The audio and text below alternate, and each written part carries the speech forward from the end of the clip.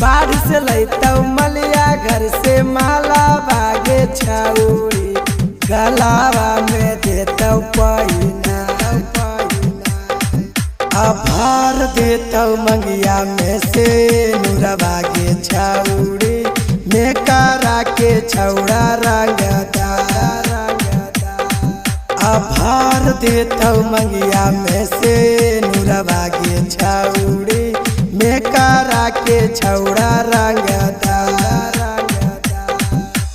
दिन भर के थकल बरतिया गुलर तोड़ी खात गे दिन भर के थकल बरतिया गुलर तोड़ी खात गे गुलर पर से गिरलै बरतिया टूटलै दोनों दांत गे गुलर पर से गिरलै बरतिया टूटलै दोनों दांत गे दिन भर के थकल बरतिया